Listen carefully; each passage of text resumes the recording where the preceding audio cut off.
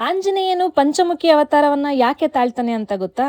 ರಾವಣನ ತಮ್ಮನಾದಂತಹ ರಾವಣ ಅವನು ಒಬ್ಬ ತಾಂತ್ರಿಕನಾಗಿದ್ದ. ರಾಮಾಯಣದಲ್ಲಿ ರಾವಣನ ಯುದ್ಧ ಮಾಡಬೇಕಾದರೆ ರಾವಣನು ವಾಮಾಚಾರ ಮಾಡಿ ರಾಮ ಮತ್ತು ರಾವಣನನ್ನ ಪಾತಾಳ ಲೋಕಕ್ಕೆ ಕರೆದುಕೊಂಡು ಹೋಗ್ತಾನೆ. ಅವರ ಹಿಂದೆನೆ ಹೋದ ಹನುಮಂತ ಆ ರಾಕ್ಷಸನನ್ನ ಎಷ್ಟು ಸರಿ ಸಾಯಿಸಿದರೂ ಕೂಡ ಮತ್ತೆ ಮತ್ತೆ ಬದುಕಿ ಬರ್ತಾ ಇರ್ತಾನೆ.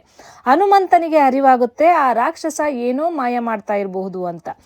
ರಾವಣನು 5 ದಿಕ್ಕಿನಲ್ಲೂ ಒಂದೊಂದು ದೀಪವನ್ನ ಉರಿಸಿ ಒಂದು ಪ್ರಯೋಗವನ್ನ ಮಾಡ್ತಾ ಇರ್ತಾನೆ. ಆ 5 ದೀಪವನ್ನ ಒಂದೇ ಸರಿ ಆರಿಸಿದರೆ ಮಾತ್ರ ರಾವಣನ ಸಂಹಾರ ಆಗುವುದು ಅಂತ ಮಾರುತಿಗೆ ತಿಳಿಯುತ್ತೆ.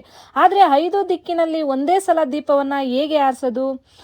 ಈಗಿರುವಾಗಲೇ ಹನುಮಂತ ಒಂದು ರೌದ್ರಾವತಾರವನ್ನ ತಾಳ್ತಾನೆ. ಅದೇ ಪಂಚಮುಖಿ ಆಂಜನೇಯ ಸ್ವಾಮಿಯ ಅವತಾರ.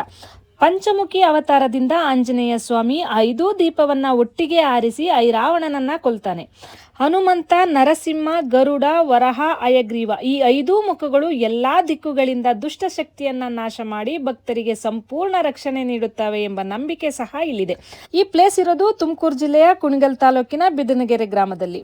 ಇಲ್ಲಿಗೆ ಬಂದ್ರೆ ನೀವು ವಿಶ್ವದ ಅತಿ ಎತ್ತರದ 161 ಅಡಿ ಎತ್ತರದ ಪಂಚಮುಖಿ ಆಂಜನೇಯನ ದರ್ಶನವನ್ನ ಪಡಿಬಹುದು. ಜೈ ಶ್ರೀರಾಮ್.